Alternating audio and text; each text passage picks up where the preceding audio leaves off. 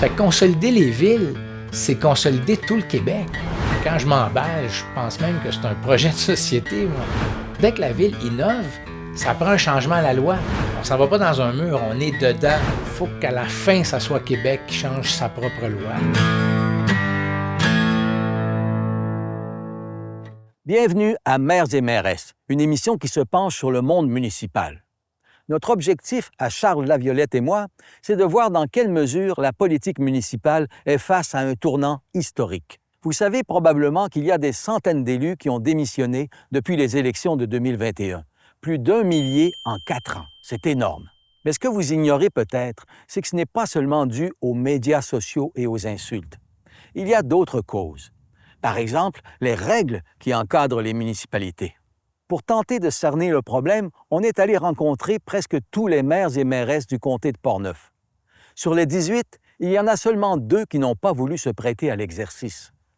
Le maire d'une toute petite municipalité, Saint-Uribe, et, curieusement, le préfet lui-même, Bernard Gaudreault, maire de Neuville.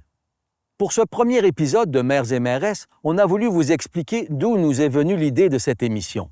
Elle est venue d'un livre, « Libérer les villes pour une réforme du monde municipal ». Celui qui l'a écrit, Maxime Pedneau-Jobin, est l'ancien maire de Gatineau, qui a été là 8 ans. Il dirige maintenant le Musée national de l'histoire du Québec. On est allé le rencontrer à la librairie Saint-Jean-Baptiste de Québec, qui nous a généreusement ouvert ses portes.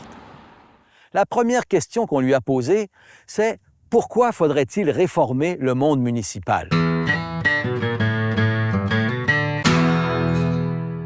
En gros, là, puis là, je tourne les coins un peu ronds, mais les villes avant, c'était des administrations. On donnait des services à la propriété, aqueduc, égout, asphalte, sécurité publique, incendie. Mais il y avait juste les propriétaires qui votaient parce que justement, c'était un service à la propriété.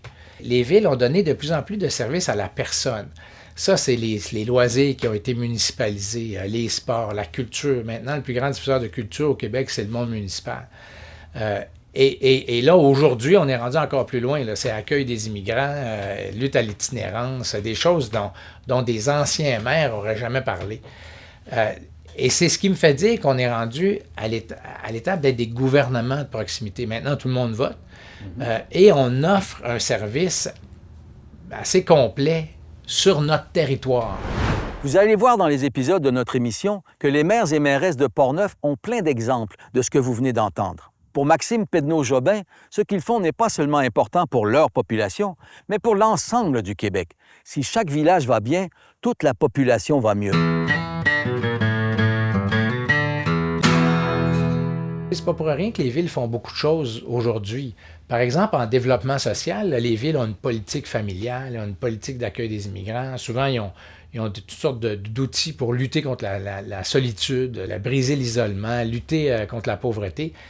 Bien, si la ville, dans ces domaines-là, a plus d'agilité, est capable d'aider du monde, là.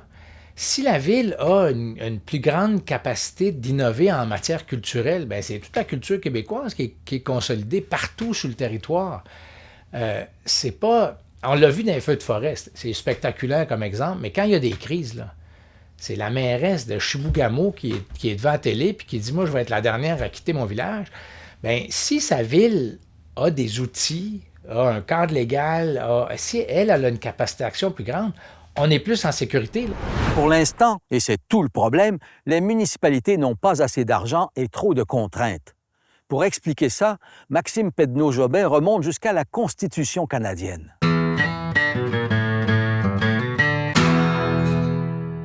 Alors que le mandat a changé, la fiscalité n'a pas changé, puis le cadre légal n'a pas changé. Puis c'était une des grandes raisons d'écrire le livre, c'est de dire, on s'en va pas dans un mur, on est dedans au niveau de la fiscalité, ça va pas bien, puis ça va juste aller moins bien dans les années à venir.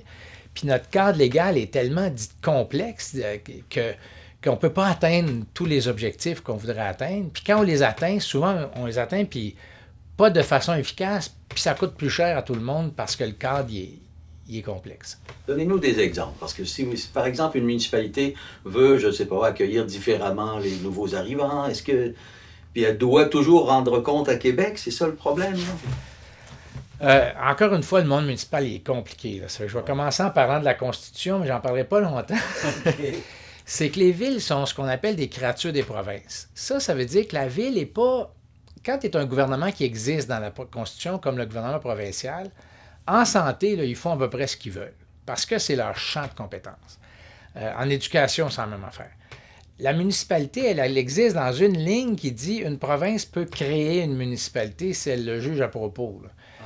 Donc, c'est là d'où le mot créature. Mais ça, ce que ça veut dire, c'est que quand la ville est créée, elle est créée par une loi, et ce qu'elle fait doit être dans la loi.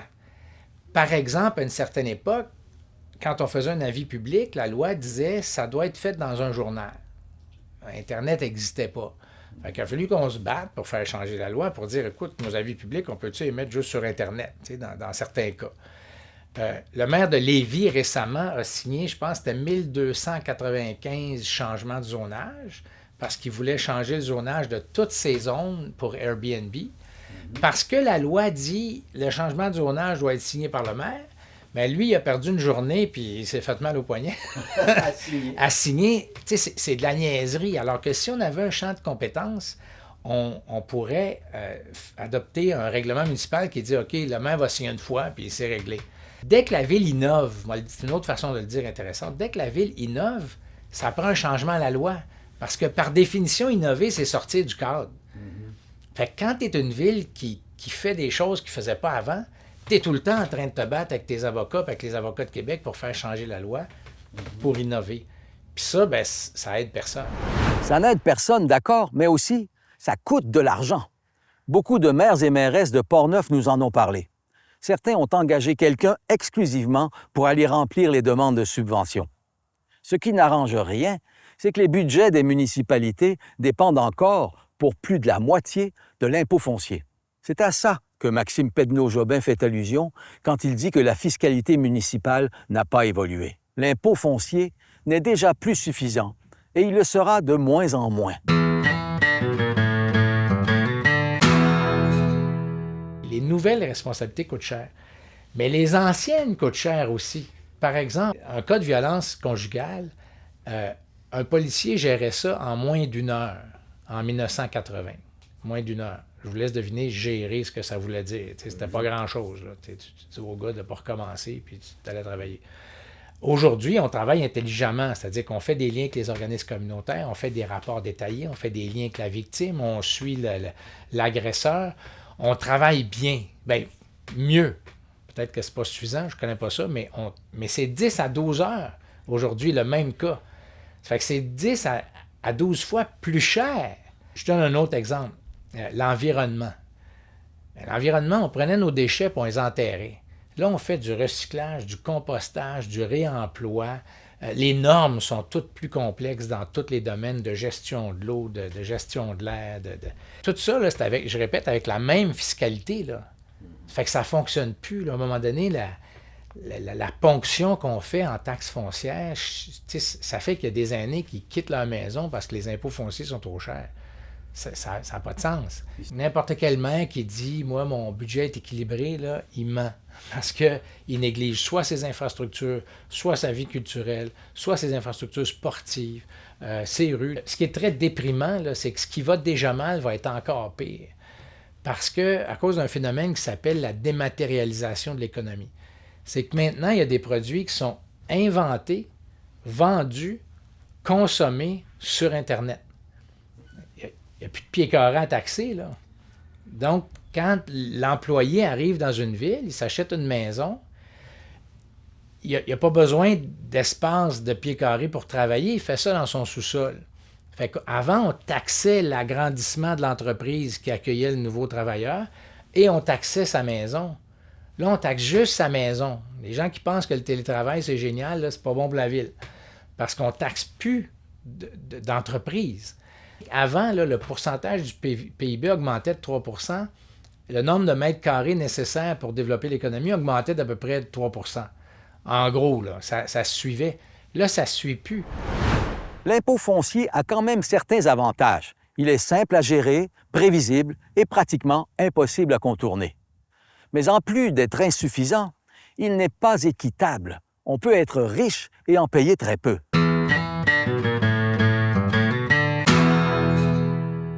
Tu as 2 retraités qui ont eu des bons jobs dans la fonction publique, qui sont dans un semi-détaché à côté d'une mère de famille monoparentale, ils payent la même taxe. Tu as un petit commerce dans une petite rue commerciale qui va pas bien, à côté d'un commerce qui va très bien, ils payent la même taxe. Tu sais, si on a la même taille. Ça n'a pas de sens. Ça aussi, ça prend une réforme. M. Labaume, l'ancien maire de Québec, il disait souvent, il dit, moi, c'est un désincitatif à rénover ma maison. Plus les gens s'occupent de leur maison, plus ils s'occupent de leur terrain, plus ils investissent dans leurs biens, plus on leur nuit en les taxant. Il y a quelque chose qui ne marche pas, là. Voilà donc pour les problèmes. Maintenant, comment sortir de l'impasse? Québec pourrait, par exemple, offrir aux municipalités une plus grande part de l'assiette fiscale. L'erreur, c'est de le prendre par le petit bout puis de dire, OK, on va taxer le stationnement, on va taxer les édifices inoccupés, on va prendre une série de petites mesures puis on va régler le problème. Moi, je n'y crois pas du tout. Je pense qu'on est rendu dans des solutions de fond. Pour moi, il y en a 2. Il y a l'impôt sur le revenu. On retourne à ce qu'on faisait avant les années, c'était à peu près dans les années 40. Il y avait juste le fédéral qui taxait. Fait qu'il taxait, disons, 100 $. Il y en a un certain nombre de piastres qui allaient aux provinces, puis un certain nombre de piastres qui allaient aux villes. Montréal recevait je ne sais pas combien. Bien, on pourrait avoir un modèle comme ça. Tu sais, quand le gouvernement du Québec taxe l'équivalent de 100 $, bien, il y en a 8 qui vont aux villes. L'autre que j'aime beaucoup, moi que j'aime même un peu plus, c'est la taxe à la consommation. La TVQ, si tu ne consommes pas, tu n'en payes pas. Si tu consommes beaucoup, tu en payes beaucoup. Et encore là, c'est la mécanique de redistribution qui est l'enjeu. Mais on pourrait décider qu'on abolit la taxe foncière. Ça, il y a bien des chercheurs qui disent que j'exagère parce qu'à certains égards, c'est une bonne taxe. Mais admettons qu'on l'abolit puis qu'on donne 2-3 % de points de TVQ aux villes. Là, on parle de vrais montants. On avait calculé, nous, à Gatineau, qu'avec 2 points complets de TVQ, on réglait à peu près notre problème d'infrastructure. On faisait le rattrapage. Puis avec l'argent que ça amenait de plus, on ne creusait plus notre tombe en infrastructure, puis on payait une partie des nouvelles responsabilités des villes. Mais ce seraient des solutions fragiles. Un gouvernement futur pourrait décider d'abolir ces transferts d'argent. Peut-être aurions-nous besoin de solutions plus durables. C'est-à-dire qu'il y a 2 solutions pour le cadre légal. Il y en a 3. Moi, je propose la 3e parce que les 2 premières ne sont pas très crédibles à court terme. Parce qu'il y en a un, justement, c'est changer la Constitution canadienne, puis créer des gouvernements locaux.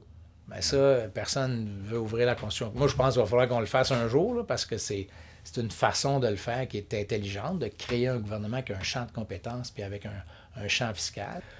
L'autre solution, c'est encore un enjeu constitutionnel, mais c'est de faire l'indépendance du Québec, puis d'avoir notre constitution où là, on reconnaît nos municipalités. Mais ça non plus, les gens n'ont pas d'appétit, en tout cas pour l'instant, pour ça.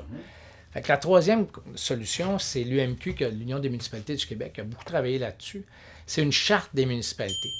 C'est que le gouvernement du Québec, dans une loi cadre, reconnaîtrait de l'autonomie aux villes. Donc, ça serait une créature de la province, mais une créature autonome.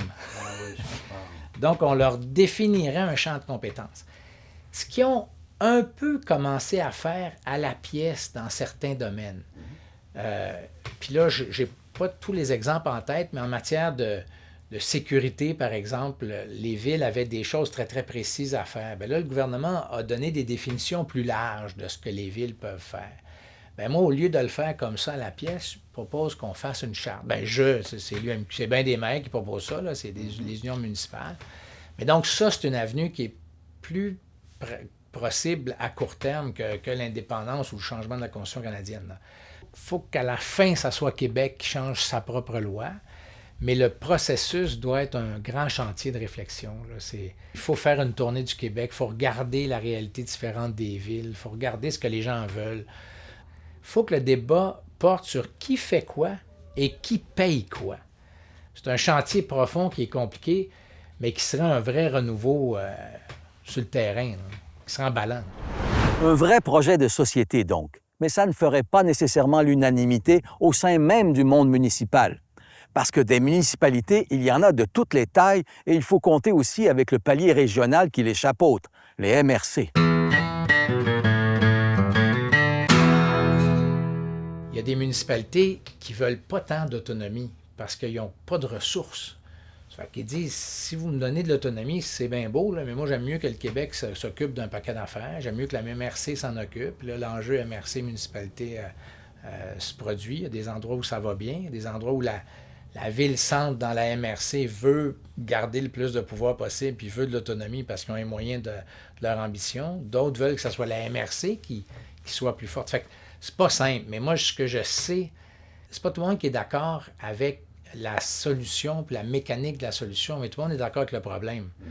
Puis ça, pour moi, c'est un pas important. Puis c'est pour ça que j'ai écrit le livre, entre autres, c'est pour parler du problème. Je parle beaucoup plus du problème que des solutions dans le livre, là, parce que le problème est mal connu en dehors du monde municipal.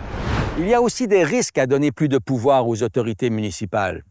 Comment éviter les dérapages là où il y a peu ou pas de journalistes? Quand les décisions se prennent dans des salles presque vides? Qui dénoncera les conflits d'intérêts, par exemple?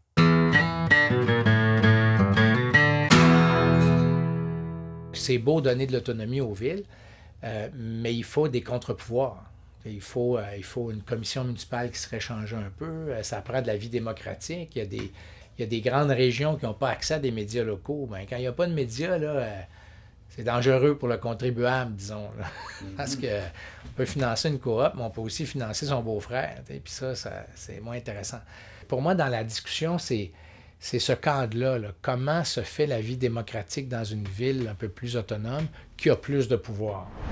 Tous les enjeux que vous venez de voir, on va les aborder dans l'émission au fur et à mesure des entrevues que nous ont accordées les maires et mairesses de Portneuf. Un épisode par municipalité. Au bout de l'exercice, vous alliez mieux comprendre les défis que doivent relever vos élus.